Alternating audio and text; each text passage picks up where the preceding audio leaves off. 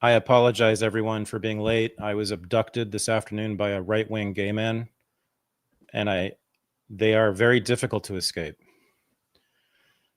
So it wasn't really my fault. When it comes to right-wing gay men, I have no agenda. I mean, no agenda. I have no agency. I might have an agenda. Well, no, clearly I do have an agenda. But no, I was on the fabulous Perfume Nationalist podcast earlier today, and he posted it immediately after. So if you, I guess, are a patron of the Perfume Nationalist, you can listen to it right now. If not, you should become a patron.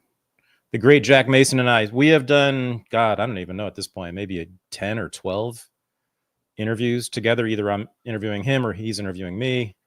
This one, ladies and gentlemen, is the best, in my view.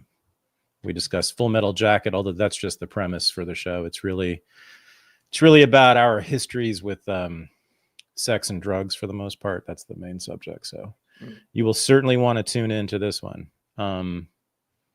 We discussed, well, Michael, you were a kind of a central example or object in the discussion, because we centered it around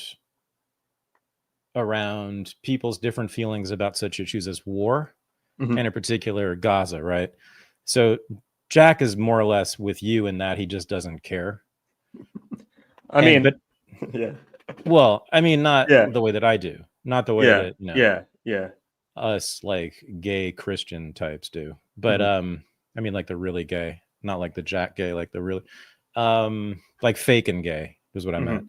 GHEY. No, it's really interesting, and it comes down to like Christian psychology, Christian culture, what you make of it. We talked about Ordo Amoris. It's a really interesting question. Like, why do I care, and should I care as much as I do about things like what happens halfway across the world? Now, there is the argument that it's my government funding it and supporting it and making it happen, which is a powerful argument, to which Jack said, yeah, that's like, tell me about the other things that your government has done that you don't like with your money. Right? It's a sliver, although one might say it's an especially horrific and bloody sliver. But, there are major arguments on both sides, and I think there's a solid argument for like a profoundly America first ideology or worldview or politics, which is, I think, what he exemplifies, right? It's like, I really don't care about people outside my world. I mean, outside the people I actually know, which I think is a very healthy way to be in general. So I don't know, but I'm stuck with this like Christian do-gooder, quote, empathetic, which is really just psychological projection, psychological complex, which you suffer with it. It's a cross you bear, because we're all little Jesuses, aren't we, who have those feelings. I'm critiquing the entire anti-war movement, perhaps, or not. I don't know. It's just a fascinating thing. It's like these issues never affect me whatsoever, but I cry all the time, especially lately, about Gaza. So I don't know. It's a great episode. People should watch it. But you were discussed. Nice in it. Nice. Yeah, man. I'm just totally anathema to any sort of emotional manipulation, and so I just shut things down whenever that happens. Whenever I'm being emotionally manipulated into anything politically, or when I'm being asked to care about something that I have no effect over. And I've always questioned atrocity propaganda, no matter what it is. And I will never make bedfellows. Well, with the American left, I think that's safe to say. I definitely care about what's happening in Gaza. And it's the worst atrocity ever, but it's just this behemoth that's always been with us, that's been too big to tackle, There's nothing. You mean Israel or war? Israel. Or Israel. Yeah. The influence of Israel on American politics has been a third rail that's been too big to tackle. That's so anti-Semitic of you. Yeah, I get you. I know what you're saying. the first people to bring it up and to illustrate this are always called Jews. Names like that. Sorry. Yeah. The people are always called names.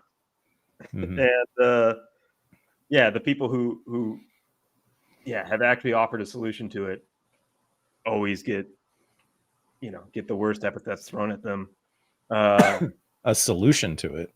Yeah. Like what you mean, like a final solution to it? Like what? Who has offered a solution to the Israel-Palestine? People who point out the influence of it, like Pat Buchanan, for example. Oh. Pat Buchanan was smeared as an anti-Semite for talking about the Israel lobby 30 years ago. Yeah. Yeah. So he was offering a solution?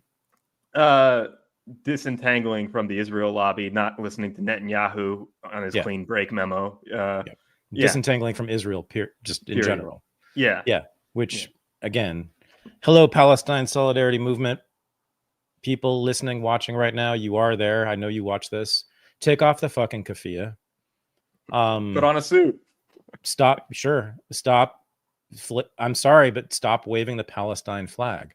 Even though I have many times had the desire to do such a thing in the last year and a half. It's not going to work. It hasn't worked. In fact, it just alienates people. Thank you for stopping blocking bridges and freeways. That was like the dumbest thing you could have done for the Palestinian people.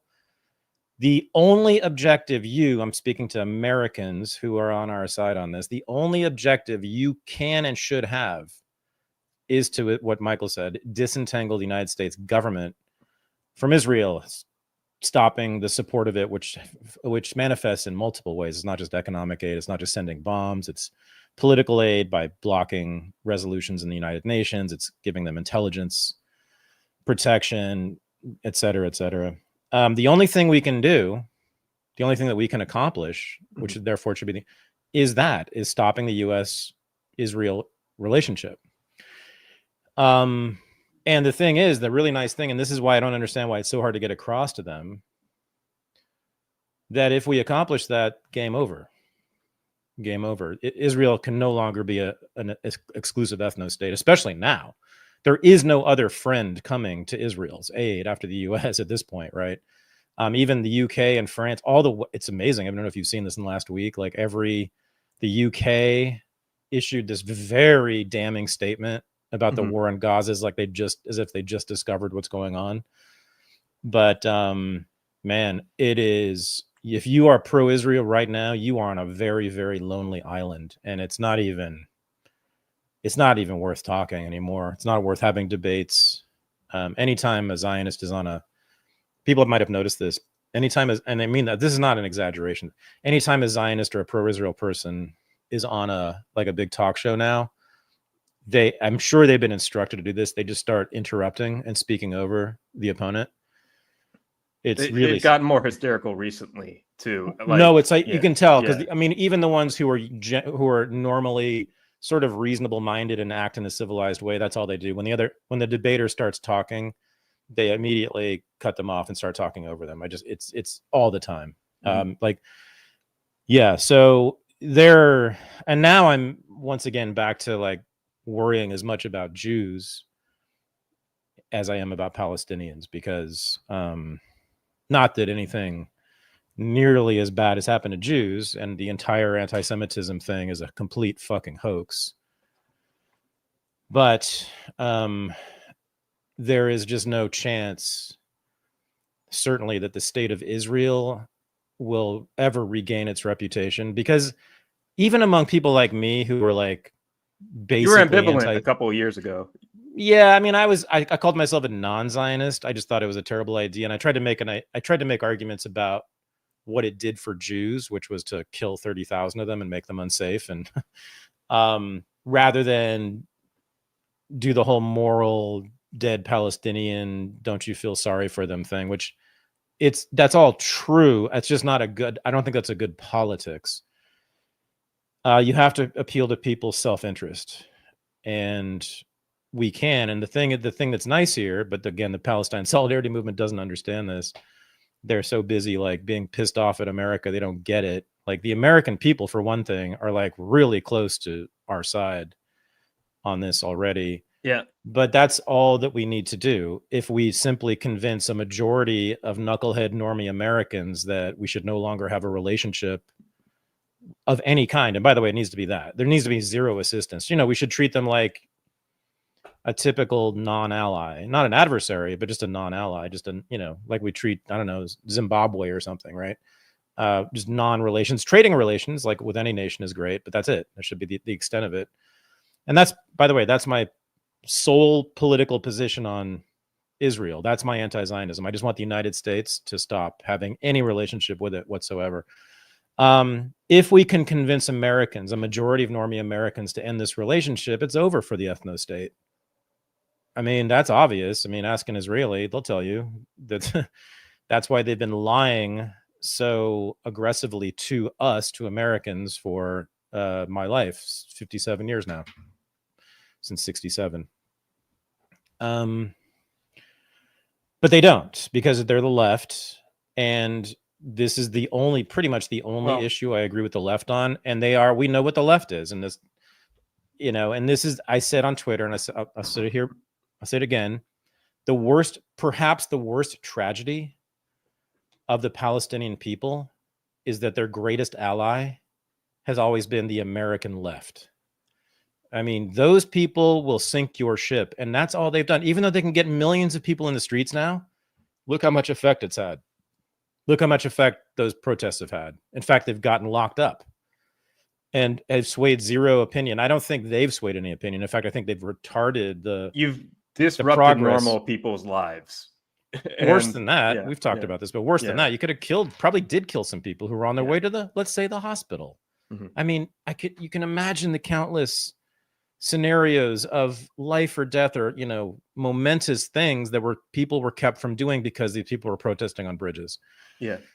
All you're going to do is push. All you're going to do is, like with Jack, he said, most people on the right most people in general didn't know anything about the conflict. And so all they saw on October 8th and 9th and 10th was their enemies, the people they hate the most, taking the side of Palestine against Israel. So and I heard many of these people say this, right? They're like, oh, if the blue hairs are on the side of Palestinians, then I'm on the side of Israel. Mm-hmm. Because they don't know anything about it, but I get it. And I think we should continue this critique, even those of us who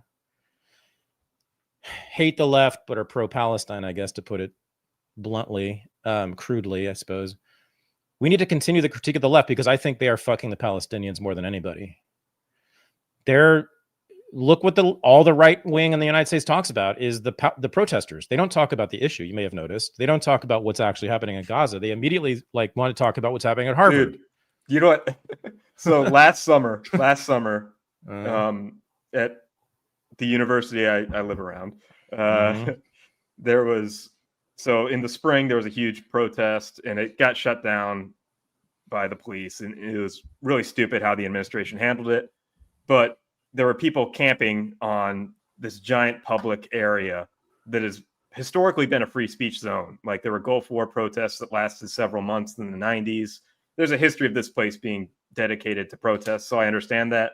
But there were people camping out on that all summer, and we went to have a music festival just adjacent to it, just for the locals just living in it, just a nice local music festival. And then, 100, 200 feet away, there's still some people camping, and they came over and they're like, hey, could you donate? We're trying to, help and raise awareness for Palestine. Could you donate some money for us? And we were like, okay, cool. Is this going to help feed the kids that are starving, or is it going to help rebuild some homes that have been bombed? And it's like, oh no, it's just for us, so we can keep camping here. So it's not going anywhere else. It's just for us, wow. So we can occupy this public space and be vagrants for another couple months. Wow. Yeah. Christopher Lasch had something to say about that in his book, The Culture of Narcissism. Yeah. Yeah, that's something else, man. That's some good work, left wing. Mm-hmm. Yeah, it's one of the million reasons that I left you freaks. Yeah, it's the freaks are good. I'm sorry, I take that back. I don't want to denigrate freaks. Freaks are great. I wish the left were freakier. They actually end up serving the establishment most of the time, but in this case, they are certainly just working against the interest of the Palestinians, because they identify with Palestinians. So why should we listen to you if we're Americans and we're new to this subject, right?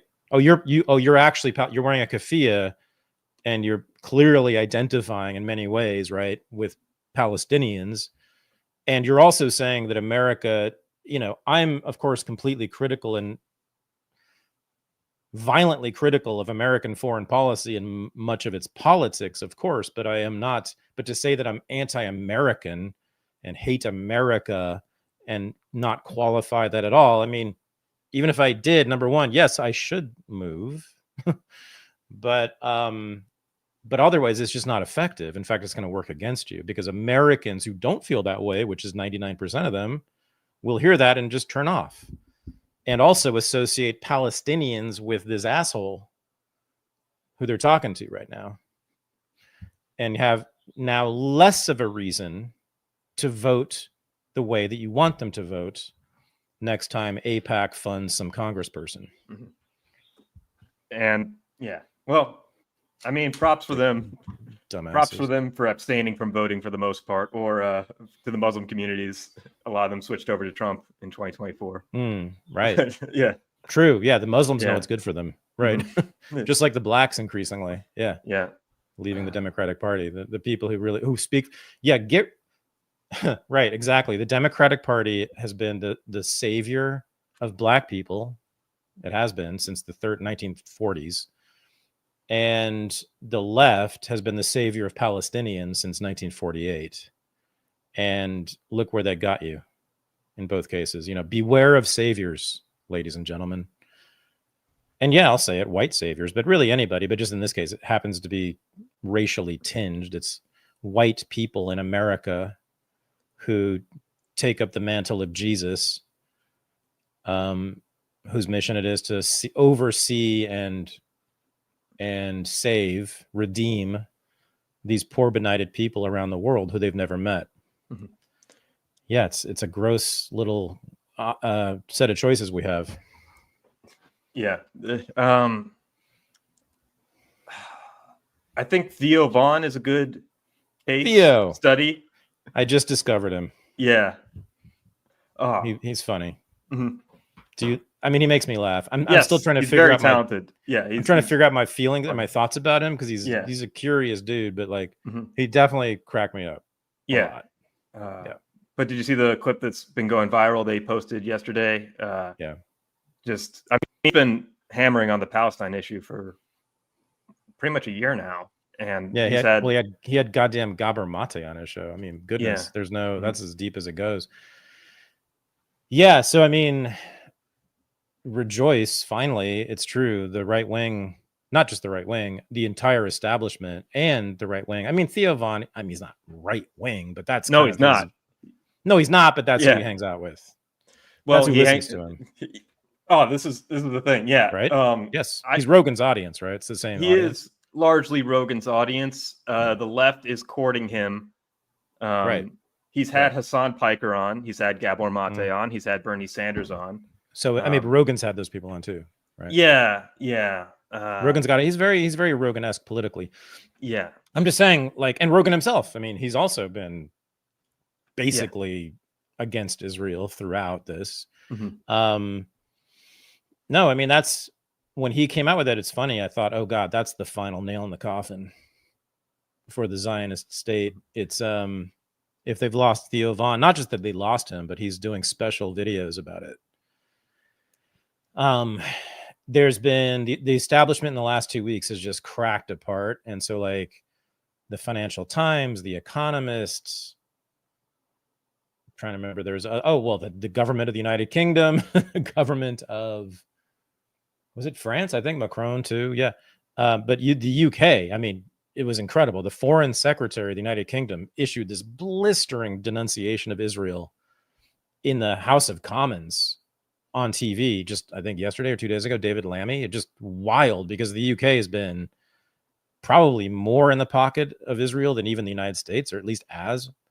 So it's something else. And then, these very the FT and the Economist, which are both British too, they are hardcore neocon, globalist, Zionist, pro-Israel, and they too are blasting Israel. Although, of course, what they do is they blame Netanyahu specifically, as if that's the problem. They just have an especially mean prime minister. And, the implication being, if we just change the government in Israel, everything will be better, which is nonsense, because I'm sorry, but it's Zionism. It's just the idea that there should be an exclusive ethno-state there. That's the problem, everybody. You just can't have that and have peace, period. We've known this forever. We knew this with South Africa. We knew this with Alabama, and we know it now. You can't do that. People tend to rebel against their colonizers. I mean, sorry, it just doesn't work. Especially unless you like actually invite them in and give them rights, but more importantly, like business rights, business opportunities, labor opportunities, which the Palestinians are barred from as well. Yeah, I mean, people just rebel against that. I mean, I'm sorry, it's too bad in some ways that like some people don't accept being slaves. Honestly, like we'd live in a more frictionless world. There'd probably be less war if there were some people who just accepted being slaves, which I think actually was the norm before the modern age. I think before the modern age, most slaves accepted their lot in life, and many, in fact, like argued for it, defended it, thought that they themselves were not worthy of anything more than that. Which is another project to like go galaxy brain on the Palestine issue, but like the Palestinian resistance, that idea that I must fight instead of leave, I must fight to stay in this land instead of just evacuate, which many people have done in wars of conquest. And again, I am 100% against Zionism, but like there was still a choice there. The Zionists predicted, Jabotinsky, Ben Gurion, Herzl himself all predicted that the Palestinians, they said the indigenous people will rebel because every colonized people has rebelled. So it's sort of like, but it's not necessarily a part of human nature. It's not like predetermined that, if someone invades my neighborhood, am I going to fight them or just leave? My inclination is I'll leave. I would imagine most Americans will actually probably just leave. This is not, what's that movie? Red Dawn. I think most Americans are not Red Dawn ready to take up rifles against invaders. I think most of us would just check out, and I hope so, because I'd rather live than like stay in the same neighborhood I've lived in my whole life. But whatever. I'm wondering if this modern individualism, which of course ran against slavery and was kind of in many ways always bound up in the anti-slavery movement, I wonder if that got into Palestinian consciousness and helped inform their tremendous resistance. I mean, many Palestinians have left. I mean, I've personally known many Palestinians who live in America, but it seems like a culture that it is especially determined to stand their ground and not cede the territory. It could simply be because it's particularly nice, lovely, fertile ground on the Mediterranean. Could be. I don't know. Like if the Palestinians were from the middle of the Arabian desert, would they be as resistant to leaving? I don't know. And again, 100% anti-Zionist, 100% on the side of Palestine in this. I am as radical as you get on Zionism, but then again, these are all choices though, that have been made, and the Palestinians have made a choice repeatedly, consistently over the years. I mean, there have been many times when they can leave, certainly from the West Bank and even from Gaza. You can emigrate. Before the war, you could emigrate. Took process, but you could do it. In fact, Israel wants that, of course. They want you to leave. But it's just sort of an amazing thing. It's like values, right? You can't judge values. I don't have those values. Most Palestinians apparently do have those values that, land, soil, blood and soil, you could say, is a very high value, obviously, for many of them or most of them. They're not rootless cosmopolitans, which is why conservatives should love them and be on their side. They are very much, obviously, committed to the soil they have lived on for generations. They are Edmund Burke's people, are they not? There is a thread there about Palestinian national consciousness being a modernist construct. Yep, that too. It's interesting. Yeah. It's very modern and very paleo. It's very, I mean, right? The sort of rootedness in the land, this dogged rootedness in the land, which is kind of, that's the immovable object that the unstoppable force of Zionism hit. That's very pre-modern, clearly, right? Being rooted in land, you know, ethno-nationalism is very pre-modern. Yeah, but a lot of the other stuff is not. The nationalist aspect of it can be traced to like the last 100 years, like right. Like well, nationalism itself, right? Yeah. Nationalism itself is a modern construct, and it's a very modern construct. Yeah, and the flag waving, like the flag, exactly. is from resistance to the Ottoman Empire, not that long ago, and right. Yeah. Who knows? We need to go there and talk to them before we make pronouncements about their consciousness. But like, it does seem from a distance that it's an interesting mix. But it's not clearly one or the other. But I mostly can see them as Alexander Dugan is with me on this. You know, is there anybody more paleoconservative than Alexander Dugan? He's on their side. You know, he sees that as they are on the side of that side in the war between, what does he call it? Debauchery or decadence, Western decadence and traditional cultures. He sees them as the sort of the Eastern part of the Eastern traditional cultures that have been at war with the modern, decadent, secular, individualist West for a couple of centuries now. Yeah. Or more, if you go back to the Crusades, but certainly modern time, you know, that's been big, so that's how he links, very interestingly, and I think it's plausible, that's how he links the Gaza war with the Russia-Ukraine war. That's how he sees. So Ukraine is on the side of the modern Western degenerate individualist society, as is Israel.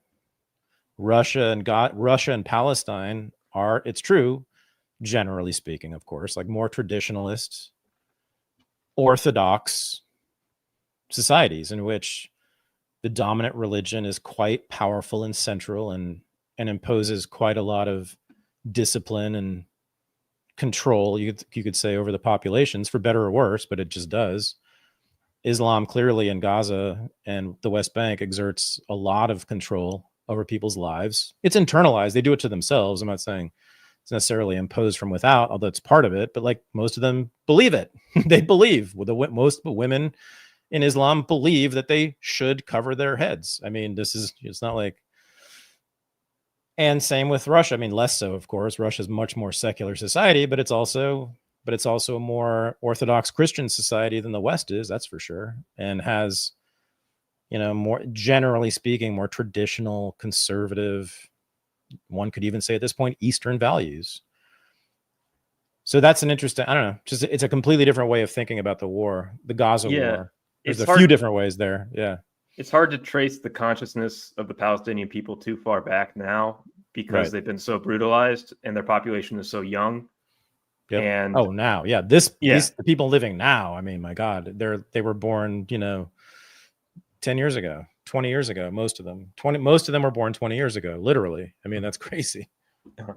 And so, it's a self-fulfilling prophecy where each generation is radicalized further and further and further into where there's no room for compromise on a lot of these things, because why would you against a hostile? Yeah, like it's Ron Paul was right then, he's right now, he's always going to be right. Blowback theory is just the videos in the last 2 weeks when they went on this recent rampage of killing, what is it now, 500 people in 2 weeks, and a whole bunch of kids. We have like a whole new fresh batch of dead kid videos and legless girl. What's Mrs. Rachel? Miss Rachel? What's that girl? That woman who does she's like the modern romper room. Children's YouTuber. Yeah, I guess she's like the modern romper room. She has this, I mean, it's not your cup of tea. It's like extremely manipulative, but it's also fucking true. This girl is wearing 2 prosthetic legs and she's like 3 years old. You know, and that's one of hundreds that I myself personally have seen, and I stopped watching the videos about a year ago because I couldn't handle it. So God knows what's out there. But yeah, it's funny. Douglas Murray just came out with this book called Democracies and Death Cults. Yeah. Which exactly is the death cult, my brother? Yeah. Who's the death cult here? I mean, Hamas murderous. I mean, by the way, October 7th is still like, we still don't know exactly what went on in terms of what Hamas itself ordered. Still don't know what the orders were that day. I've seen one single video of a guy with a green headband mercilessly shooting 2 or 3 young women. It's unclear whether they were near a base, that they could have been IDF soldiers, because we know that many of those bases were staffed exclusively by 20-year-old women. That's it. I mean, I know they killed civilians for sure. But again, that Gaza was ringed by military bases, and everybody in Israel serves in the military. So, I mean, if you're a Hamas guy or a Qassam guy invading on that day, exactly which 25-year-old is not military? So in terms of like going deliberately after civilians, it's unclear. For hostages, yes, I guess they did. And that's a war crime. And that's clearly not good. But anyway, it's still unclear to the extent of the atrocities that Hamas actually ordered. And it's odd that we still don't know that. What did they actually order their people to do? You know, and if it was to attack and kill civilians, well, then yes, fuck them. But I doubt it. I just doesn't make any sense. It makes a lot of sense to take some hostages. And so I believe that, but it makes more sense to attack military bases, which is what they mostly did, as far as I understand. Like, most of the fighting was at the military bases. And that's why they captured so many active duty IDF soldiers. So, once again, you know, New York City, man, Los Angeles, so good, so nice. They've been so good to Jews here. Just come on over, guys. It's just so much better here. Nobody's going to want to kill you. You don't have to be in the army if you don't want to. How about that? You don't have to be in the army. You can just be here and just be a big old Jew. No one even cares if you're Jewish. If anything, they like you if you're Jewish. You tend to get like favor if you're Jewish. They think you're smarter, funnier, more interesting if you're Jewish. Generally, America's been basically a, what's it called? Philo-Semitic culture. Yeah. If anything. Oh yeah. Well, especially the elites, especially, you see like lots of philo-Semitism nowadays in the elites, not previously, but for about a century now. Yeah. They've been all philo-Semitic. Yep. American values, which are shaped by pop culture, are basically all written by Jews in the 1950s on our Christmas specials and our television and movie programming. Not all, just 3/4. But you know, a lot of ideas about the American dream and individual aspirations and egalitarianism comes from that, so it's pretty much made to be assimilatable. It's very, very streamlined for the culture. But White Christmas, was written by Irving Berlin, right? Yeah. I mean, that says it all. The Gershwin brothers wrote everything else in the 20th century. And then all the record labels were all owned by Jews. All of them. And all the Hollywood studios were owned by Jews. And that's all you need to know. Oh, the banks, though, only half. In finance, it's only about 50%. But entertainment, 95% Jewish. And you're right. What really defines what an American is more than Hollywood and the music industry of the last 100 years? Does the average American get their cues about how to be in life from what the president says and what his senator says? Not much, do they? I mean, you know, the JFK speech was really inspiring and all, but do people really walk around thinking that? No, it's from what they see in the movies and on TV shows and what they hear in their music, and pop culture tells them how to be how to act, how to look, that an American flag is cool or uncool. And that's amazingly been, it's true, determined, not just shaped, determined largely by Jewish immigrants and their children and their progeny for a century. And I happen to have known many of those Jews at very high levels of those industries. And I don't fear them. They are not, there's no conspiracy. There's nothing like that. They truly just happen to be Jewish and very, very successful in those industries. They have zero agenda. They don't give a shit other than being successful and having a hit movie or a hit record. Mm-hmm. But they are Jewish. They're aware that they're Jews. They're proud of it. And it is just amazing that that particular very fringe sliver of the American population, which really is only visible in the big cities. I mean, they're everywhere. Jews are everywhere, but they're only visible in about 3 or 4 big cities. Otherwise, you never hear about Jews like in Portland. I don't know. Do you hear about? No, but in New York, the big cities, it's amazing that little sliver really has informed the average American what it is to be an American. Is that fair? Yeah. I'm not overstating it, right? No, I mean, there are documentaries proudly stating this as though it's a wonderful accomplishment of. Oh, right, they're proud of it. There are articles in Haaretz and whatever that all these. There's plenty of organizations that proudly detail this history. Yeah, I mean, I'm talking about America. Yeah, Haaretz is Israeli. I know. I mean, the other thing that people don't. The other thing, like people who are not around Jews, like have this thing, and this is Israel's fault, I guess. But like, I'm telling you, American Jews, except for like the really hardcore weirdo Zionists and shit, the vast majority never mention Israel. They don't give a shit about. They don't care. They never think about it. It's not a part of their identity or anything. So I want to be really clear, like American Jewish culture is its own damn thing. I've made this point a few times. The bagel and lox thing, that's not like some global Jewish thing. Only American Jews eat bagels and lox. That's not, it comes from the shtetl in Russia, but that doesn't exist anymore. It's only in America now. Yemeni Jews don't eat bagels and lox. They don't. I think they invented hummus, didn't they? It's complete. Anyway, it goes on down the line. It's just such a fraud. Like every time I describe what's going on in Israel to my girlfriend, every once in a while, she's always like, the first thing she says, it's just all so fake. Like, and I said, yeah, exactly. She's not political, but she can just immediately see that it's just phony. I said, yeah, it's like a political Disneyland for Jews.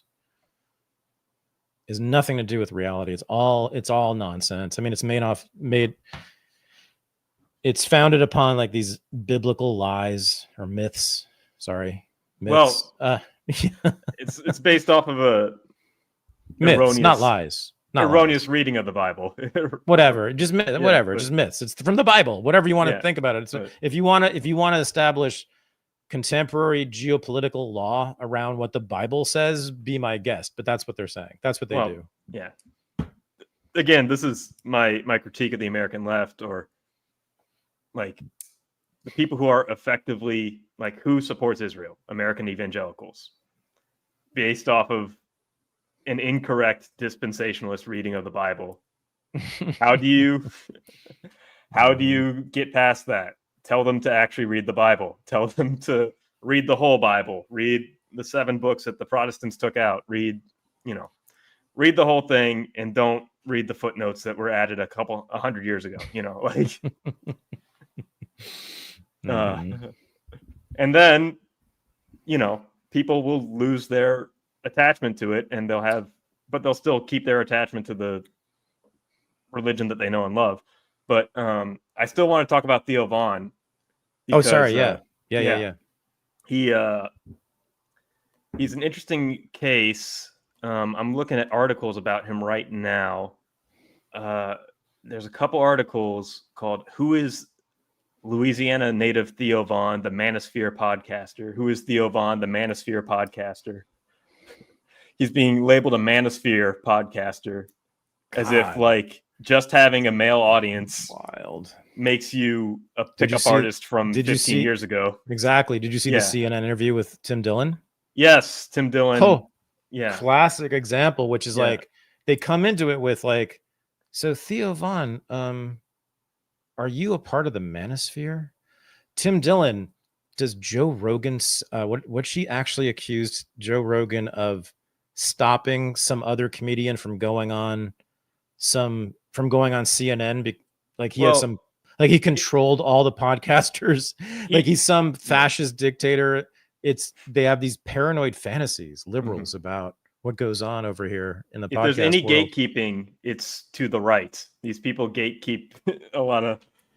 If somebody like Owen Benjamin or Sam Hyde goes rogue and is actually funny and talented, they'll gatekeep against them. But they have to like name and categorize the phenomenon. Like Theo Vaughn, did he say I'm part of the manosphere? Has anyone ever said I'm part of the manosphere? No. It's like incel. They take an unpopular internet term that people know very little about, and then they label the whole movement as that. And when a thing has a label, it gets scary. That's what makes it scary. And so that's why they say manosphere. And you're part of that, Theo Vaughn. Or it was his job to extricate him from that. Now it's on him to, like with Tim Dillon, it was like an hour of the CNN lady saying, you need to show us that you're not part of a fascist conspiracy to take over America. Well, aren't you the new establishment? That was the big thing. They're like, and re-enslave Africans. Yes. Yeah. It was amazing. It's so parent. It's like parent is like, wait, you don't know who Tim Dillon is? Like you can just listen to that, like acting like he's some foreign agent. It's very funny. It's very McCarthyist. Yeah, actually. And so TDS hasn't died yet. Yeah, they just don't understand the concept of authenticity either. They don't understand that these people have authentic audiences that grew up on their own, and they think that there's some shadow thing of money behind them, like there is behind every comedian on Netflix, like there is behind every comedian that's ever had a show on Comedy Central. Right. Like and it sounds like you're talking about Jews again. I'm just talking about institutional money, and what the fuck? God, Jesus. But funny thing about Theo Vaughn and a couple other influencers, he's being accused of taking Qatari money now, and that's the accusation that is at least on Twitter. It's flying around. Literally, this is like the new Russian bots or like Russian agent thing. Is that everybody's now a Qatari agent ever since? Even Pam Bondi. Works for Qatar now. The attorney, Trump's attorney general. That's the thing that's going on. You look what's going on though. That's great. Yeah. No, seriously. That means AIPAC launched a campaign to smear. Theo Vaughn is Donald Trump's favorite podcaster. Well, he's Barron Trump's favorite podcaster. And, I thought that didn't Donald himself say? Perhaps he had the best interview on Theo Vaughn for sure. I think that's won him the election, honestly. Yeah, he's tight with Theo. He's good with Theo. So you smear Theo Vaughn. Yeah, as a Qatari agent, you smear Donald Trump's attorney general as a Qatari agent, and then you spend a week of the news cycle going after. And I don't give a shit about the plane. You go after Trump himself for being a Qatari agent. Yeah. For Zionists. That doesn't come from anybody but AIPAC and ADL. Everybody understand that? This whole anti-Qatar thing, that's not from the Republican Party. That's not from the Democratic Party. That's simply the Israel lobby speaking again. It's incredible. Who else would have thought of that? But the beautiful thing is what they've done is they've pissed off the Donald. Big time. This is just the latest thing that they've done to piss him off. Man, Israel never offered Trump at 747. Like, think about this. Like, thank you. Yeah, exactly. Oh, we'll just be your best ally forever, but we won't give you anything. Yeah, we'll be the best ally. They actually sound like Nazis. It's quite something. Yeah, BB, you need to like make it gold plated. It should be a golden plane. Has there ever been a gold plated plane? Shit. Let's go, Don. I mean, that's what they should do. Then we'd have Israel forever. It'd be fantastic. But we just nuke the Palestinians and get on with it. If they gave him a golden plane, can you imagine? Yeah. Golden plane. It sounds really good. Why has no one made a golden plane? Why am I the first thinking about this? So anyway, yeah, just listen. The weather in LA is exactly like Israel. Like the topography and climate is precisely like Israel. It's Mediterranean weather. And damn, half the town is Jews and a quarter of it's Israelis already, guys. Just come on over. You'll love it. I'm sure you all have relatives who live there. Mm-hmm. Please just come on over. It's great. If you don't like that, Brooklyn's super cool. It's half Jewish. There's so many great places for y'all. Just come on over. Just don't talk about the fact that you like killing babies for breakfast. You know, just don't bring that up. We'll treat you right. Americans love Jews. We love Jews. There's some hit pieces coming out. Even the anti-Semites love Jews. I mean, the people who should be anti-Semites, like Richard, what's his face? Jared Taylor. Isn't he like pro-Semitic? Well, yeah, he's an IQ guy, so he thinks that Ashkenazi Jews have a higher IQ. Exactly. Yeah. Isn't Spencer like pro-Semitic too? Isn't he like for the same reason like they like Asians, right? They like Asians, I don't know. Jews. Spencer really reeks of being a spook in a lot of ways. Well, but like I think a lot of like fascist types, like actual or racist types. Yeah, that's the divide on the hard right. It was a pretty hard divide on the hard right. I have no respect for those people. Like either you go hard or you don't go at all. Like you got to go full. You got to do the whole thing. But anyway, no, like come on, just Israeli, come over. Like it's been great. No one's lynched us. It's all good. No Arab has killed an American for being Jewish. No one, never, not a one, not here. We've had a zero Palestinian problem here. There's been no Palestinian issue in America. None. They have not cared. Oh, sorry, my bad. One, Sirhan. He offed RFK. Why is that? Because RFK was the first one to call for successfully sending U.S. fighter jets to Israel to kill Palestinians with. And he was Palestinian. Since then, though, not a thing here. Jews don't get attacked by Palestinians here. So come on over, Israelis. It's awesome. I promise you I'll be nice to you. And the U.S. government will certainly be nice to you. And I think there should honestly be a federal fund for resettling Israelis. I've said this for about a year now, and all the Zionists on Twitter make fun of me for it. But yeah, I do. I think the U.S. has I guess what you would call a moral obligation to resettle those people because they have propped up that colony for 60 years now. And you can't blame the people who were born in that colony since then for being the wards of the American state. That's what they are. And if the U.S. sticks these poor people in this little colony in this neighborhood where everybody hates them, you can't just like leave them there up and run. You have to cut your relationship except for that. I mean, I think you have to resettle those. I honestly believe this. I mean, that's the real end of Zionism, is when the U.S. ends its support for Israel, but then gives full resettlement assistance to everybody from Israel who wants to relocate. And by the way, I'm not predicting that there will be some bloodbath against Jews if we like give civil rights to Palestinians at all, but there will be many of them who want to leave. And if they continue as an ethno-state, an apartheid ethno-state, there will be a bloody war in which many Jews will die in the war, and there will be many who will want to leave then. So we need to finish World War II, guys. That's what this is. This is the completion of World War II. Those people need to be dealt with finally, not by killing them. This whole Zionism project was just a temporary solution to dealing with the Jewish problem, which is what it was called, or the Jewish question in Europe. And they basically just said, I mean, meaning like Churchill, Roosevelt, Stalin to some extent, and Hitler participated in this too, very vigorously. And this is in my new Substack piece, by the way. Hitler was one of the founders of the State of Israel. The Nazis sent tens of thousands of Jews from Germany directly on their own boats to Palestine and helped them and gave them money and assistance to set up shop in Palestine. And they worked directly with the Zionist organization. The Nazis, Hitler himself, for years was called the Havara Transfer Agreement. You can look it up or just go to my Substack. And so they just, it was clearly Hitler was no fan. He was a complete anti-Semite, of course, but he just wanted to get rid of him. So Israel was founded as kind of like a trash can for Jews. Get rid of them. It wasn't out of sympathy. It was to get rid of them.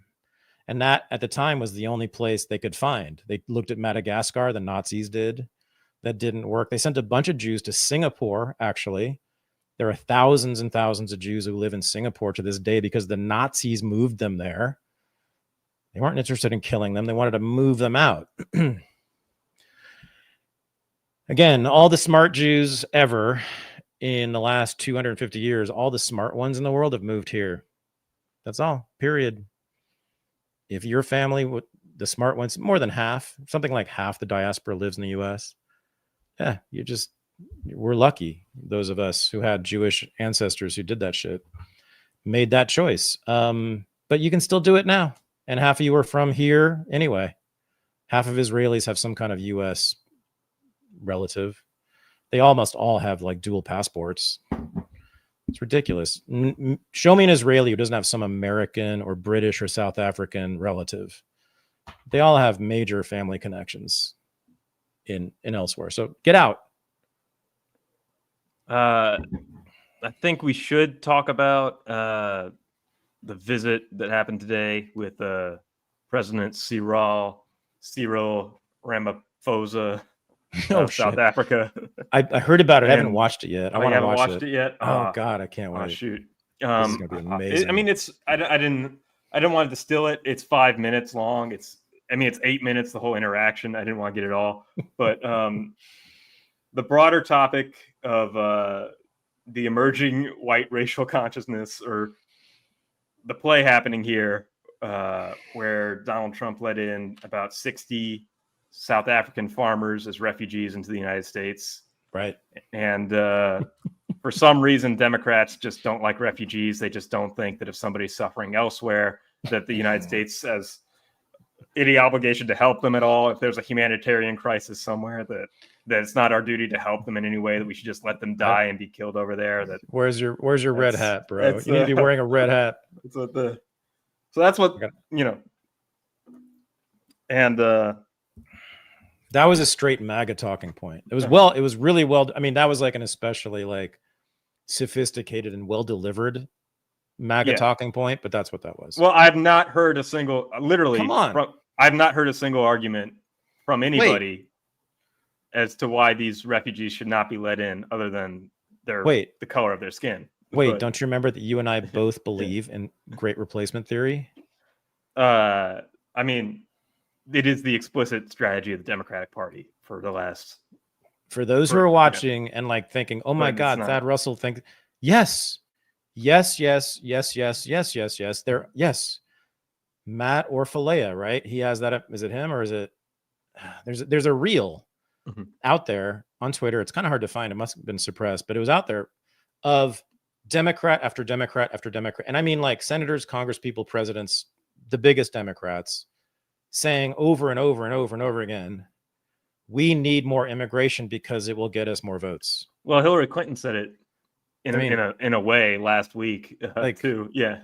Over and over. Now, the only thing about the Great Replacement Theory is that it might have expired, meaning that it may not be true anymore, meaning that like, because Mexicans now don't vote for Democrats, right? In Florida and Texas, the Hispanics are voting Republican.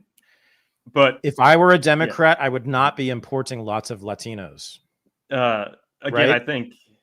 Yeah. But that was true for 50 years. My whole lifetime until recently.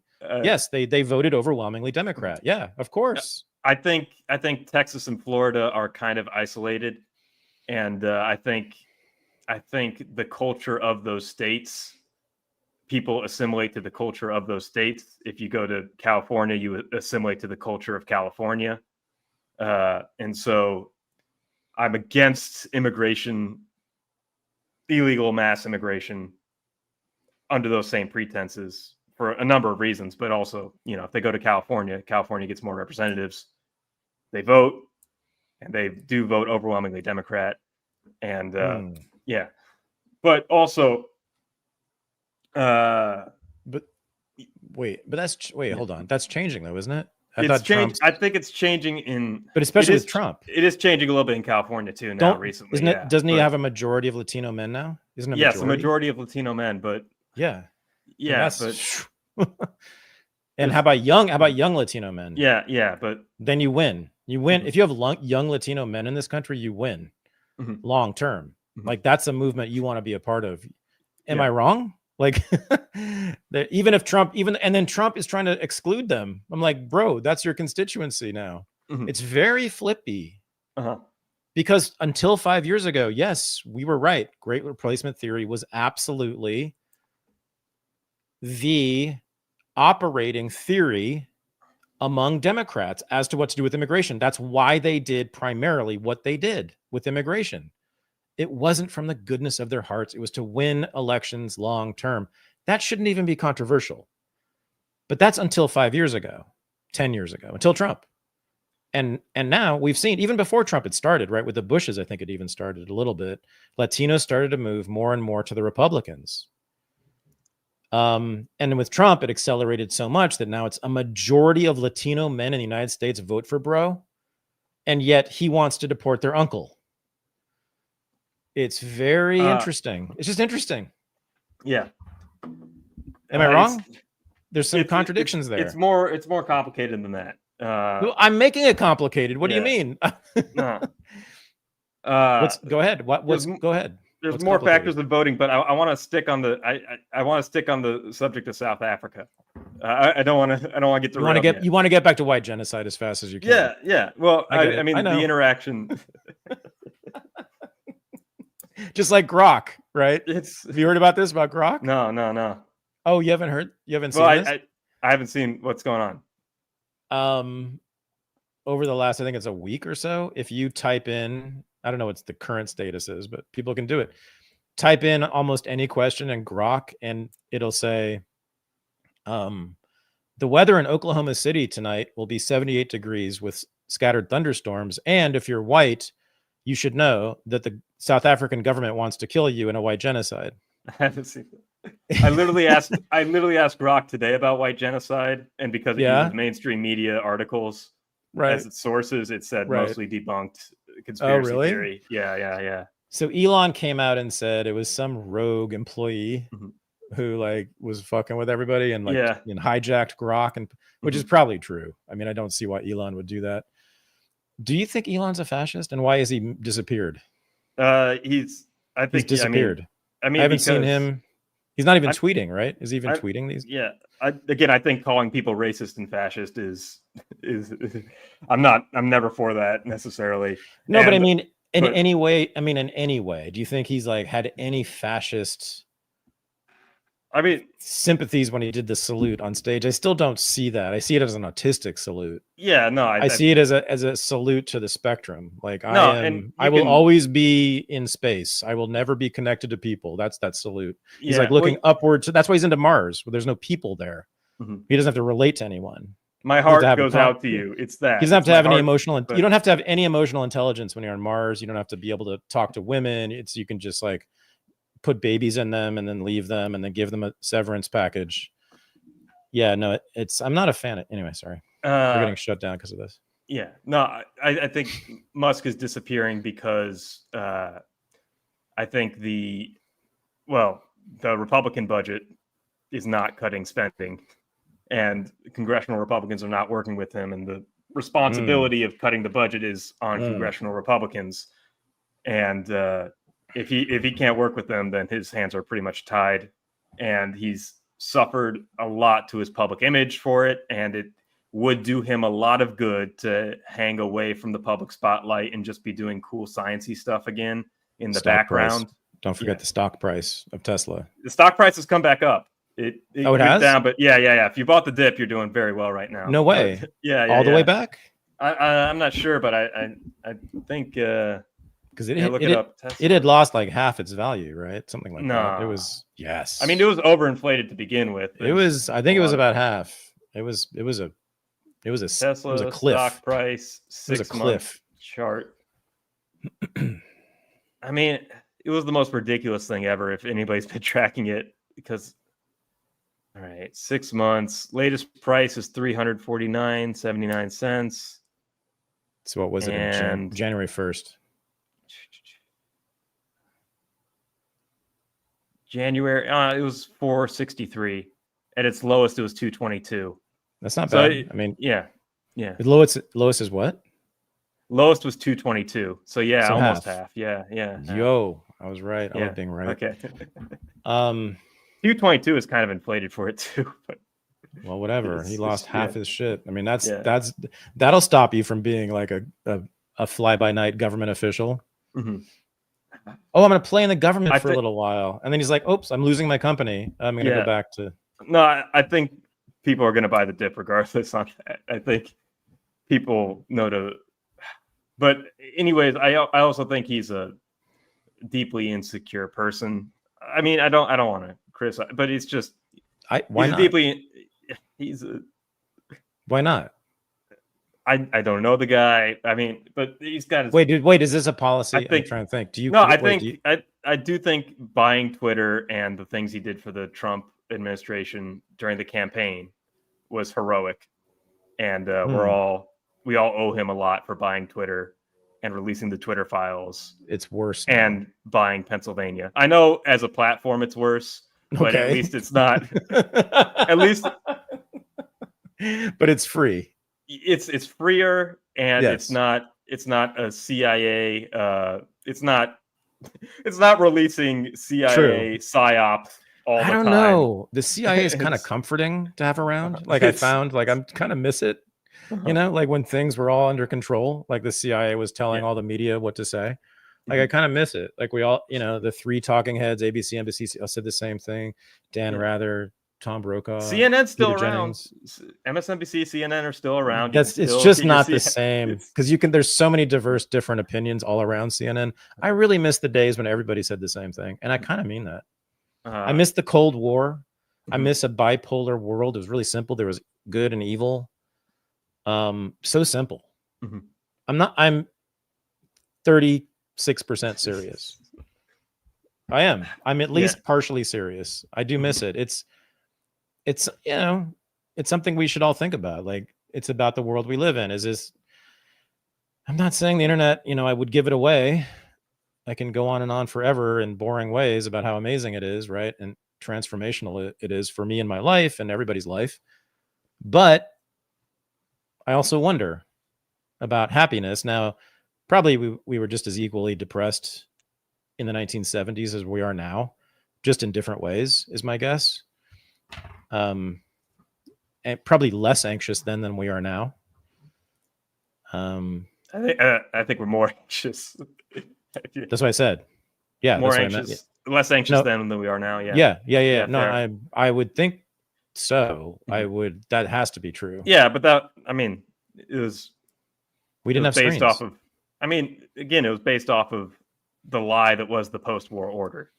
We spent most of the day like staring at the wall. Yeah, not exaggerating. It was that boring. I mean, just boredom was like a normal thing. Whereas there's no boredom anymore. No one's bored anymore. Yeah. Not like that, where you're like, God, I wish I were doing something else right now. Like, that except when you're at work, I guess. If you had a working boring job, but every other second of your life, you don't have to be bored ever. Yeah, that was not the case. Everybody was bored. You don't know, young son. Well, yeah, what it was like back in the day. No, but true. I mean, it's serious. Like people don't know what boredom is anymore. Is that good or bad? It sounds bad, boredom. It's bad. But then it's bad, right? Bad. It's bad.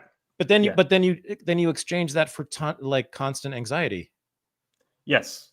So, okay. Yeah, but so there is no panacea, is what we're trying to say here. It sucked then, and it sucks now, just differently. Is that what you want to say? Well, okay. we've talked. I mentioned this before on the show, but anything to not talk about South Africa, yes. But I'm sorry, white genocide. My bad. Yeah. Get back to the plan to kill the whites. Donald Trump lets in 60 South African farmers. Democrats are heartless and do not want to accept any refugees. Right. I guess since you bring up their race, they are being targeted for their race. That is a factor, I guess. Yeah. But mostly, they're farmers, and that's what's important about them in South Africa, and they're being murdered. Okay. Interestingly enough, President of South Africa had a visit with Trump, and it was all smiles and handshakes. And then Trump brought up, hey, we brought in these farmers who are being killed, and President tried to wave it away. And Trump said, you know what? No, let's dim the lights and let's play a montage. A 5-minute video montage. Damn. He jumped him. Yeah. Shit. I didn't know that. Wow. South African politicians chanting "kill the Boer" and "kill the white farmer." All those chants that we've been seeing for the last 15 years.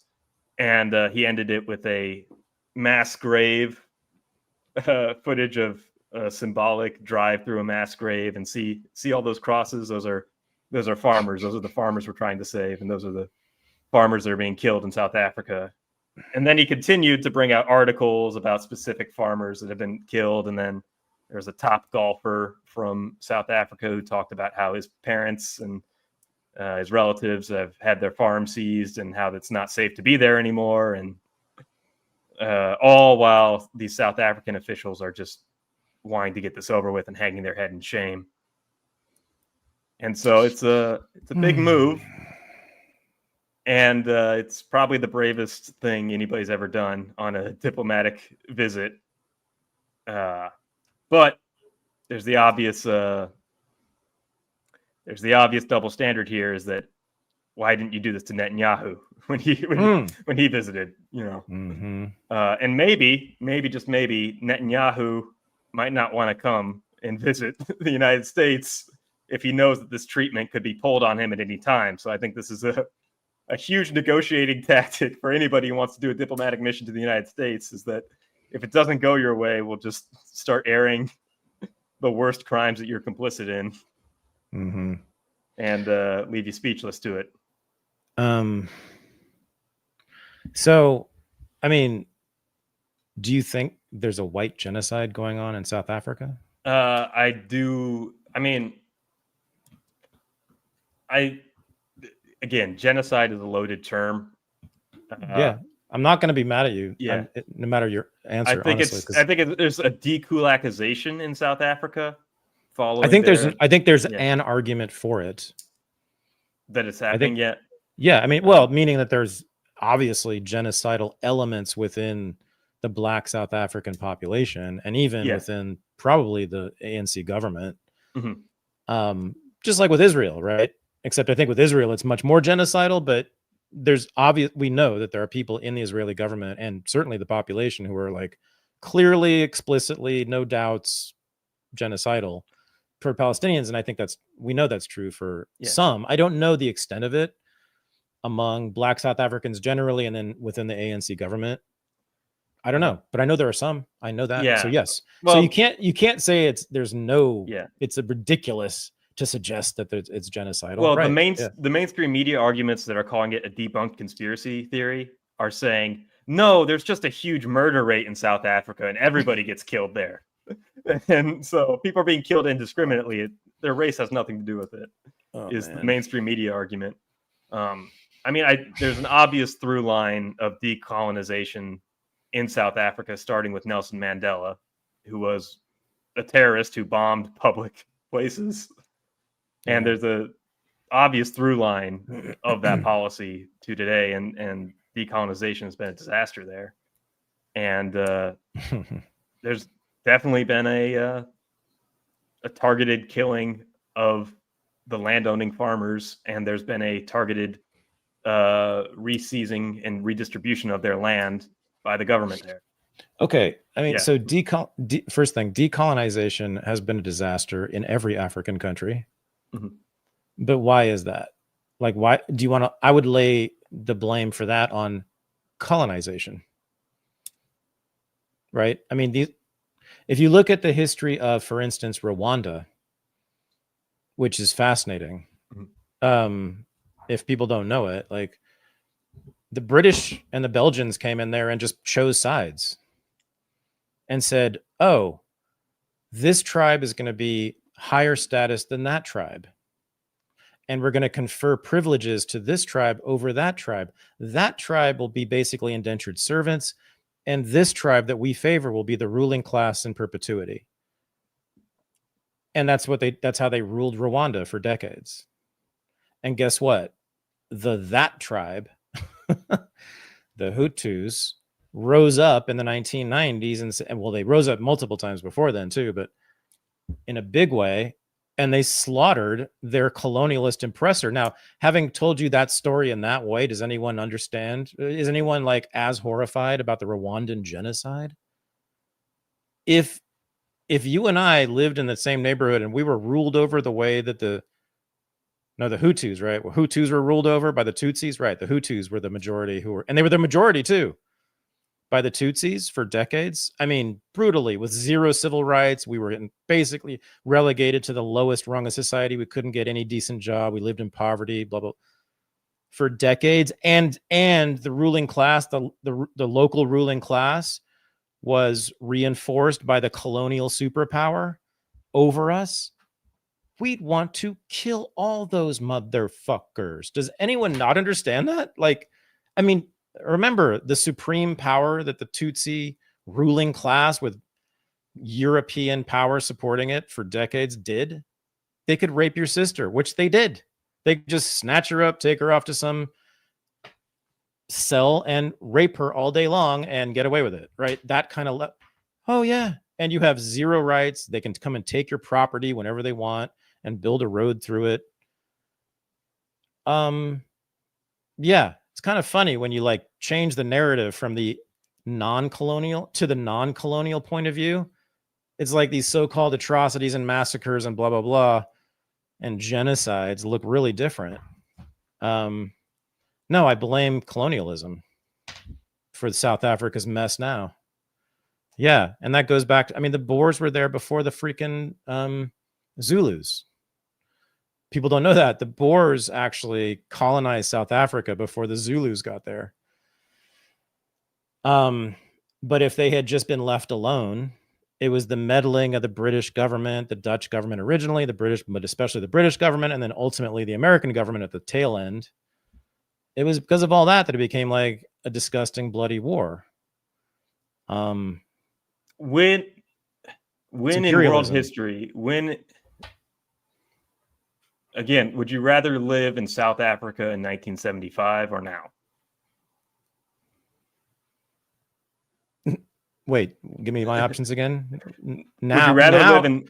Yeah. Now in the United States is preferable to any other place ever. But go ahead. What was the option? 1975, South Africa, or now? Why would I want to live in apartheid South Africa? Well, on the whole, the white side or the black side? Yeah, either. In the either. Well, I don't get it. Now, here, now, why? Yeah, no, in South Africa. Would you rather live in South Africa? Yeah, under apartheid or? Gotcha. Now. My bad. Yeah. I don't know. I mean, I've never been there. Mm-hmm. And you're not supposed to comment on things if you've never been there. Yeah, never been there. Never been. Douglas Murray, he freed Palestine. I'm telling you, watch. He began the dissolution of the American right around Israel. That was it. He killed them.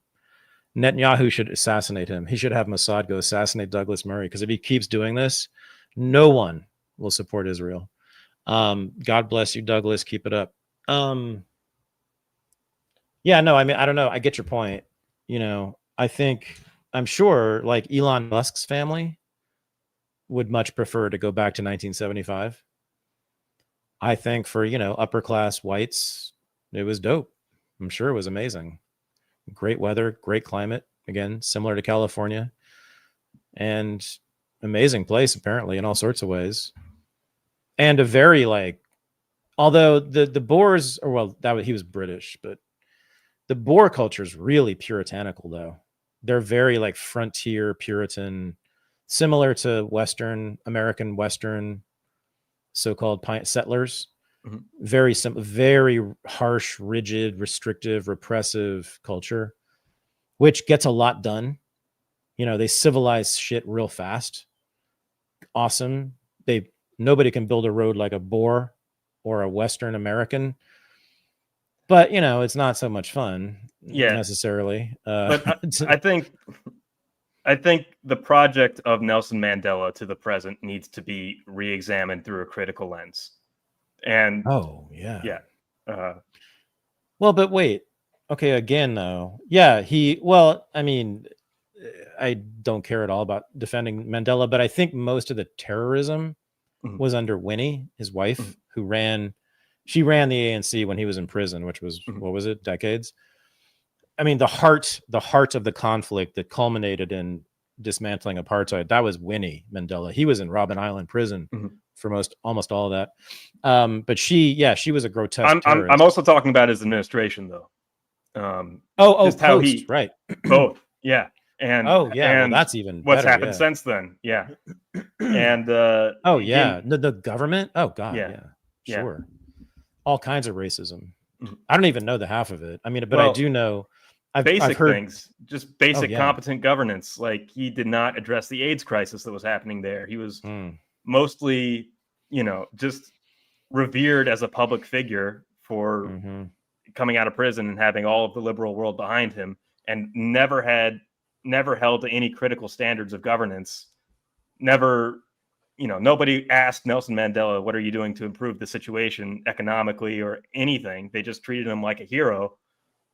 And then he died, and then things kept getting worse. And nobody asked, nobody said, how do we improve this ever?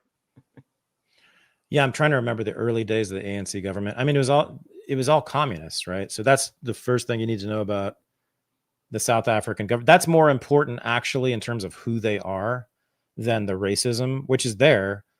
But actually, I think the mainstream of the ANC has always been truly anti-racist in a communist way. You know what I mean? So meaning, but it's gone both ways. They've not been anti-white. Communists never been really anti-white. No, that's an interesting question. They wouldn't like that. The CP, the Soviet CP, which is who ruled the ANC, basically. They were all CP. All the major players in the ANC to this day are capital C communists. The Communist Party of the South Africa was the ANC. I mean, they were one and the same, basically. I mean, that's a simplification, but they were deeply merged, shall we say. Yeah. Joe Slovo, people can look up that name. If you look up Joe Slovo, who's also Jewish, he was a white Jewish South African who was basically the brains behind the ANC. And he was a full member, a leader of the Communist Party, capital C, capital P, meaning they were formally aligned with the Soviet Union. So I'm trying to think what they would have said about anti-white racism. That's a great question. I don't know. What did they say in Zimbabwe and in all the anti-colonial? Again, they probably tolerated it as anti-European. I wonder. I should know. I don't know. I've never come across that question because guess why? Because the left probably hides it. I wonder. I don't know though. It doesn't good Marxists would be, and they're always good on this, right? You've noticed this. The Marxists hate wokeness. They hate it. They hate anti-white bullshit. They hate that stuff. Serious Marxists. Yeah. So I don't know. Yeah, but no. But even politically, right? Because they're egalitarian. They're true egalitarians.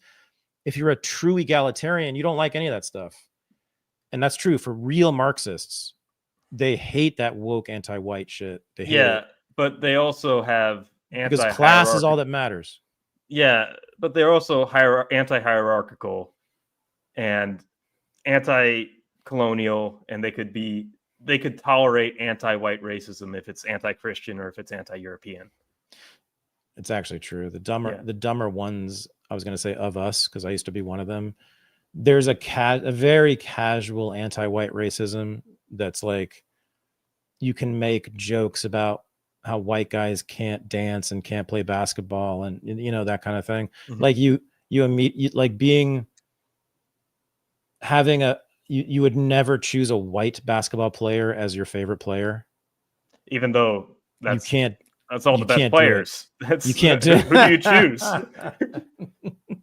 If I can't have Larry Bird and John Stockton and Dirk Nowitzki, Nigga, Heil Hitler. Nigga, Heil Hitler. Anyway, yeah, no, that's a thing, right? Which is every white man listening to this will cringe because it's true. Bill Laimbeer, greatest defensive player of all time. It's not okay to have like a white, except in like certain precincts, like maybe in Irish Boston, the Southeast, I'm sure it's fine to wear a Bird jersey, but like maybe, I don't even know. Like you got to have a black hero. Your hero has to be black. Who's that guy that shoots well at the Lakers? Who's the white kid? Austin Reeves, right? You mean, oh yeah, AK-47. Yeah. I mean, AR-15. I mean, AR-15, AK-47. Yeah. AR-15. Amanda Milius, she wanted to like rename him AR-15. I thought that was awesome. Nice. Yep. We got a super chat here, just because the money came in. ANC government is as guilty as Howard Hughes maybe was of Kristallnacht. So I think that's mostly pointing at the incitement violence.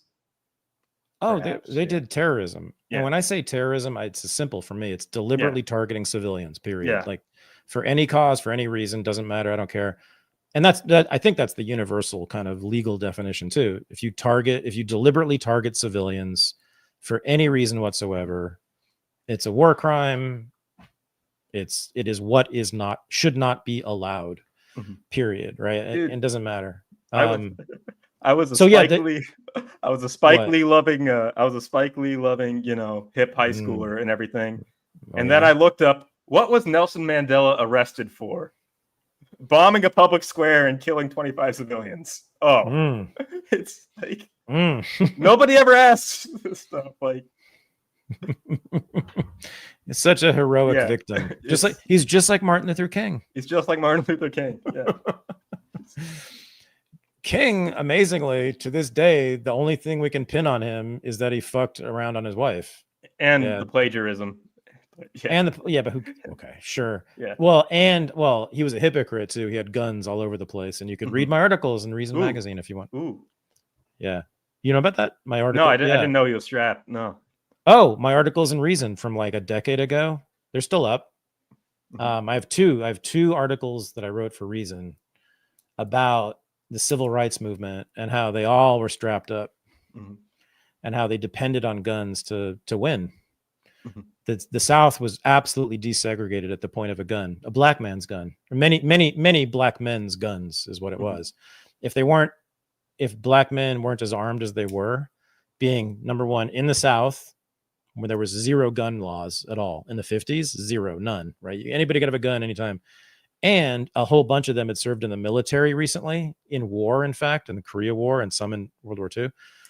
And then increasingly in Vietnam, so they all know how to use a gun. They all owned a gun.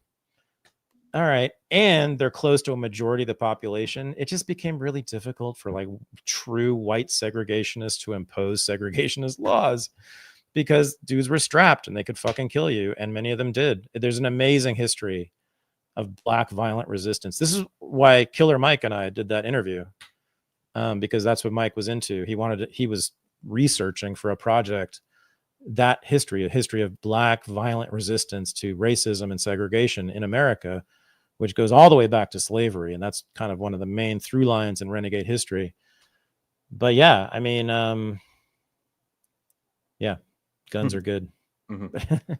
Black men with guns, niggers with guns. Oops, shit. Did we just get demonetized? That's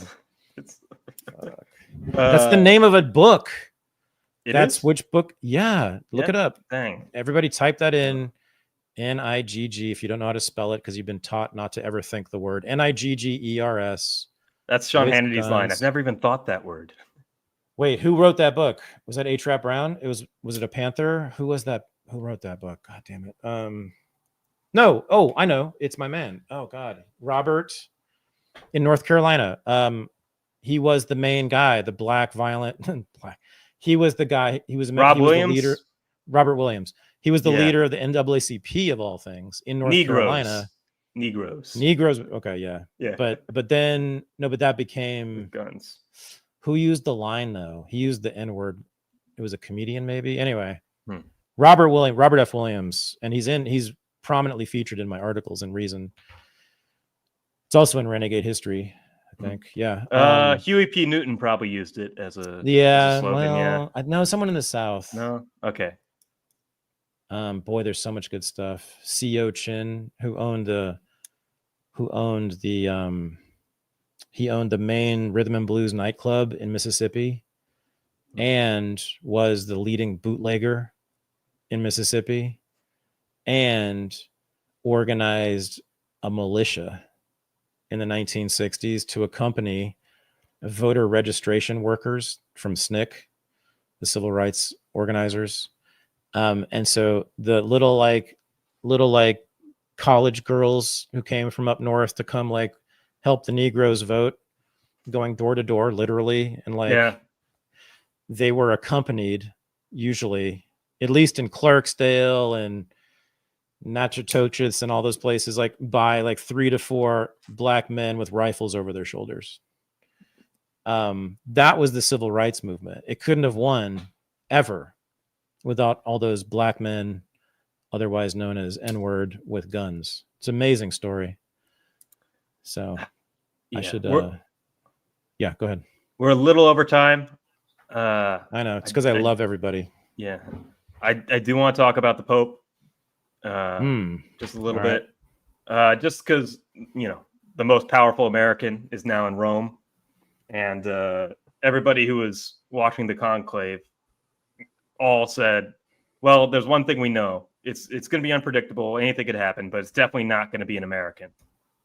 And it was an American. Cardinal Robert Prevost, the only person to predict it, was Stephen K. Bannon. He called him a sleeper cell for the Francis agenda. Yeah. Wow. And all the trads, when Pope Leo came out, were crying and seething. But ever since he came out, they've been pretty much thrilled with everything he's done. The fact that he chose a traditional name with Pope Leo XIV, and the fact that he's wearing traditional garb and taking the liturgy to be more traditional is a sign giving everybody a bunch of confidence. The State Department or somebody is putting out, the White House is putting out Catholic propaganda videos of Marco Rubio visiting the Vatican and talking about his lineage. And yeah, it's a really, really exciting time to have a Pope from Chicago. Oh, man. Tackling the rights of workers, tackling AI. Michael, why didn't you bring this up earlier? Was somebody talking a lot or something? Yeah. I don't know. Something about some scuffle. I'm going to stay for 10 more minutes and talk about the Pope. Yeah. Because that's fucked up, man. It's fucked up that you all hired a Pope who appeals to both sides. That's impossible. How could that be? I know, right? I didn't know the right wing liked him. I was hearing the libs liked him. I didn't hear that here's the thing. He was liberal on immigration, sort of, and he was liberal on Gaza, sort of, and right. Here's the thing. All right. And he's black. No, he's. He's. Yes, he is. Own it. Own it. Don't walk. Don't turn your back from that. If they wanted a black pope, they could have chosen the sub-Saharan African, like the conservatives wanted. I thought he had an actual African lineage person, not far back. Wasn't it granddad? I don't know. Afro-Caribbean. I just consider Wait, where's he from again? He's actually not really from Chicago. No, but he's more born in Chicago, but but isn't there like a Latin American thing mostly? There's a Puerto Rican community in Chicago. I don't know. Yeah. No. Him. I thought his family was. Oh, maybe New Orleans. Some Kelso saying some Creole. Yeah, I was gonna say he's a Creole dude. Like he's from that. He's from the Caribbean world, isn't he? That's a different thing. Yeah, I mean, his family. I mean, like lineage. I'm not really a race guy. I didn't really look into the racial background of him. Oh, I'm sorry. You don't care about Afro-Caribbean culture too much? Yeah. Oh, really? I mean, okay. I just assumed that he spent a couple years in Peru and got a tan. What I'm saying, I bet he's badass on the kunga. Okay. Yeah. That's all. Oh, interesting. Not to essential. Not to essentialize. He does have a black lineage. Wow. This is news to me. I didn't look into this. I didn't do the 23andMe on him. I have black lineage. It's just of a different kind. But anyway, so yeah, I don't trust it. If everybody likes you, it's bad, right? Yeah. I mean, he's selling out somebody. Well, that remains to be seen. I mean, he's going to sell out somebody. It's time to be cautiously optimistic. The thing is, the liberals. He's saying nice things about Francis, and he's worked closely with Francis, and he has posted some articles from the National Catholic Reporter, which is a total liberal rag that is not like a serious publication at all. Mm-hmm. It's and those were about immigration and JD Vance, and so there's that, but. The thing is, the religion is above politics, and he's not really concerned with politics. He seems to be for you. I mean, for all of human history. Because for me, it's not. Just so you know. Yeah. Yeah. Okay. All right. But I think for his priorities and for his job, it definitely is. And sure. Yeah. And what did Marco Rubio, a good Roman Catholic, say about this? He said the Pope is not a political leader; he's a spiritual leader. Yeah, meaning, and he was saying that he has no say in politics, is what he was saying. Mm-hmm. Yeah, but it was awesome. I mean, agreed largely. But it is interesting because what the Pope does is of a higher order. Yes. Yeah, I feel you, brother. Okay, continue. And I miss the days when the Pope being installed was called a coronation and not an inauguration. That's Is it called an inauguration? It's called an inauguration. Yeah. What? I know. It used to be a coronation. What's the point of having a Catholic Church if you just become like modern? Exactly. If you just become like the IKEA of churches, what the hell? Mm-hmm. Like inauguration, just like a president. Yeah. A president? What? Yeah, bro. So, yeah, but again, like he's being regal though in his behavior by wearing the vestments, wearing the traditional vestments, doing a traditional liturgy. You know, the Catholic drip. Oh, right. That's right.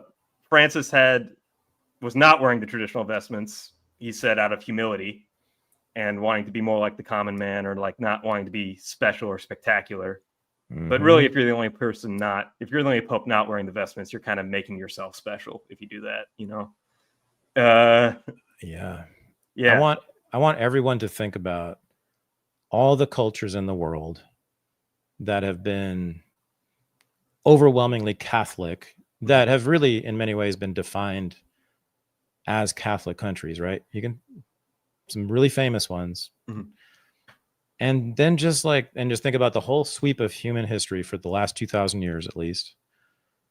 Think about those countries, the people who come from them, the descendants of people who come from those countries, Catholic countries, Catholics now, like everything they have contributed.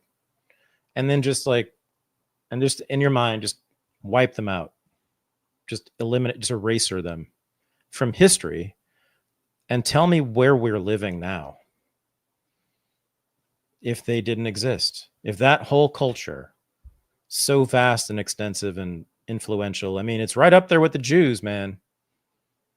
I mean, in terms of like who has shaped certainly American culture, modern American culture, it's neck and neck, right? Jews and Catholics, I would say.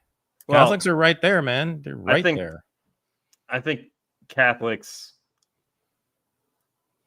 I mean, like if you take a European history course, it's like it's the history of the Catholic Church for the first 2/3 of it, and then World War I happens.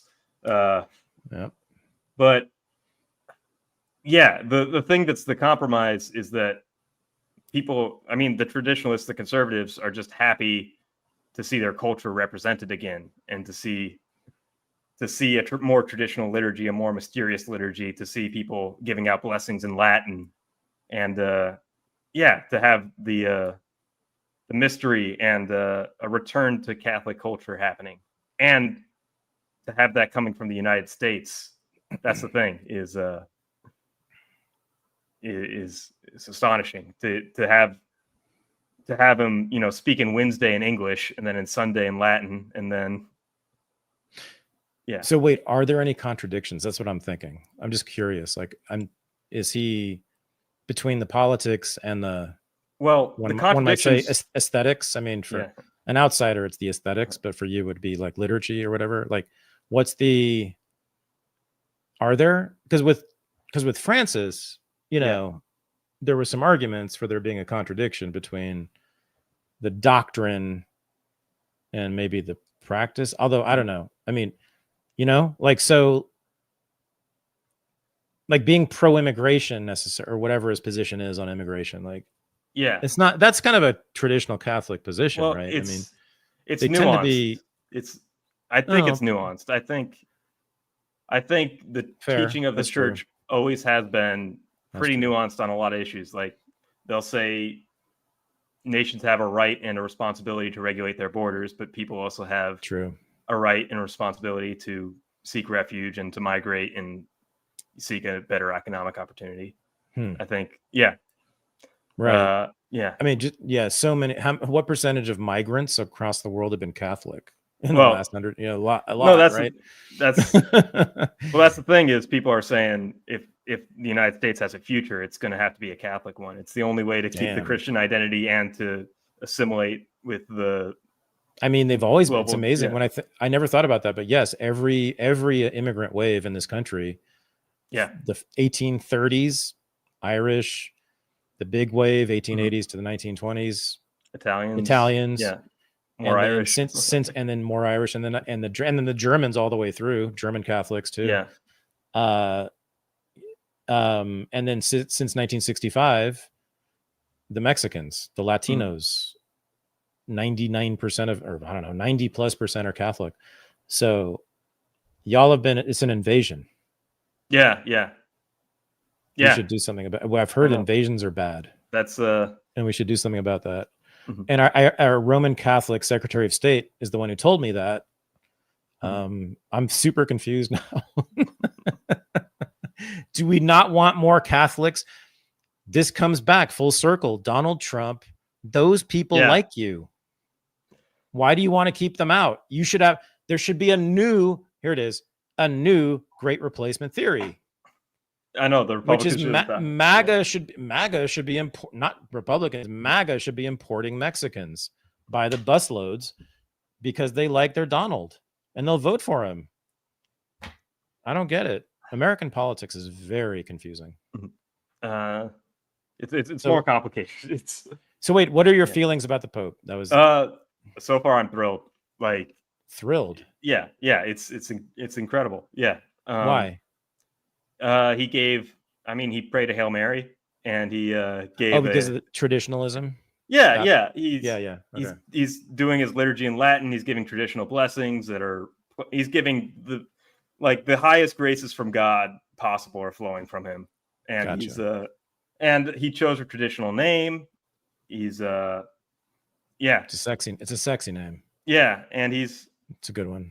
He's a usurped lion, Leo Lion. It's a hot name. He's gonna fight for Leo. Leo XIII is the one who invented fascism, though. Just saying. You think so? Yeah, man, it's in the course. Rerurm Novarum, Leo XIII. That's what he cited. That's what Leo XIV cited as his inspiration for joining. Yeah, for choosing the name. Yeah. But, the 13th or the Rerurm Novarum? No, the 14th cited, I'm choosing my name because I love Rerurm Novarum, and I think it's he said why. That? Yeah, he said that, and he talks about the dignity of workers. He said, "Oh my god!" Okay, it's Substack article coming up. I know, right? Like history is. We're working in centuries now, man. God, that is the Well, I should say for like. I would say not all historians of fascism think this, but a third, something like that, like a substantial chunk.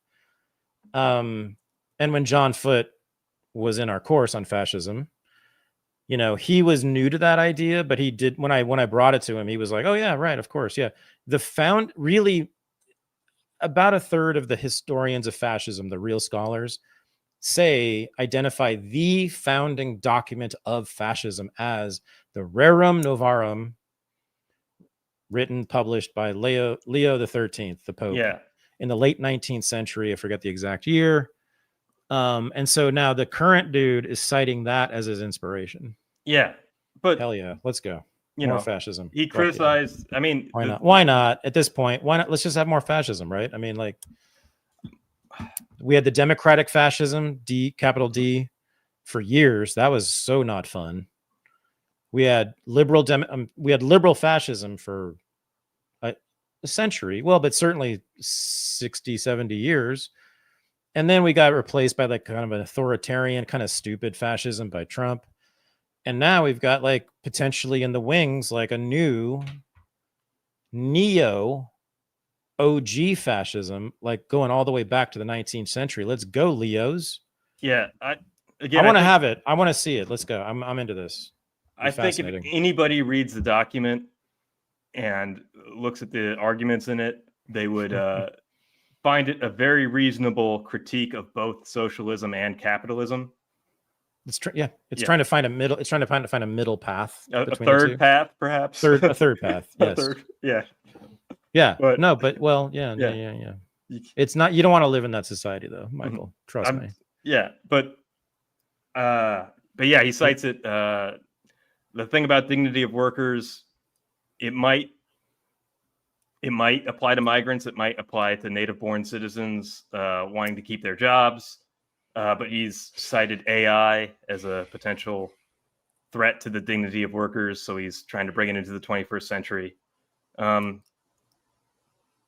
People are asking about the sex abuse scandal and his involvement in that. That's the problem with the position as Pope. He allegedly allowed. What was his diocese? Where was he? Peru, mostly. Oh, Peru. Really? Yeah. But he's American? Yeah, Chicago first, then Peru. And then he had a Vatican position. Oh, that's right. Appointing a lot of the cardinals. So it's funny, it kind of appointing a lot of bishops with Francis. So yeah, he's a bureaucrat. Okay. But competent. Maybe that's why he's such a good politician. Yeah, and it's kind of a callback to Chicago style machine politics. It's yeah. Mayor Daley was popular. That's why he was the boss for so long. Yeah. All right. Well, I think we should go. I think we should go to the after show because people are waiting. Really sorry, but Michael was really mad at me, so I had to. No. Yeah, we got the after show. You got the link. Yeah. For Patreon. From Patreon. Yeah, patreon.com. Yep, it's up there. Patreon.com/unregistered. If you're a patron now, or if not, just go there and sign up monthly. Super cheap, and you can come to the after show where we hang out on Zoom after Unreported every week. But the thing is, do you have the Substack? ThaddeusRussell.substack.com. So this, though, everybody, is where everything is moving to. I haven't quite finished the transition for everything and everybody. So Unregistered Academy people, I will be in touch with you pretty soon. But yeah, everyone should go here and sign up here, at least as a free subscriber if you want to get information. And even Unreported will be connected through Substack pretty soon. So if you want to be involved in anything that I or Michael is doing, that's currently the place to go. And again, just be a free subscriber. You don't have to pay a dime, but you'll get notified about every single thing that I and Michael do. So do that. And Michael, you're dope, man. And I love the Catholic Church. Thanks. Yeah. No, again, I've just been bringing it up in the past few months because I think it's central to Trumpism right now. I think it's you've got a massive seed change in who about 1 billion people look up to. It's as far as like a trans historical institution that is working in the world, you've got massive shifts happening. And MAGA was founded by a Catholic. Oh, and that's the thing. Yeah, Stephen K. Bannon. Yeah. And an Irish Catholic. Yeah. And this institution seems to be moving into the 21st century also, which is for the first time. I think Francis and Leo. Yeah. The neo-fascist. I'm so into this. I can't wait. I can't wait to see what he comes up with. Will he want, public works projects to build like massive dams and freeways and spaceships, and we'll see. I don't know. Fascism, it'd be interesting. Cool. Good. Looking forward to it. I just hope in your words, I hope it's a healthier fascism. A healthier form of fascism. Yeah. I encourage everybody to read the George Orwell article, What is Fascism? Definitely. For any discussion about fascism. Definitely. Yeah. All right, man. Everybody go to Substack, become a free subscriber or a paid subscriber. That'd be even better. It's just as cheap as Patreon. And if you want to come to the after show, go to Patreon. But really Substack, go to Substack because in about a week or two, all of Patreon will move to Substack anyway. Preview. No one will be affected negatively. In fact, some of you will actually get a price decrease. Everything will be the same for you guys, so don't worry about it. But just the back end for us will switch to Substack anyway. So just go to Substack and become a subscriber, free or paid, whatever you want. Or if you wanted to give me like an annual, that'd be awesome. Michael, you're the dopest. I'll see you soon. Yep, we're out. See you at the after show. Peace. Peace. Peace. That was the Pope's first words. Were peace. Were they? Yeah. I love him. Yep.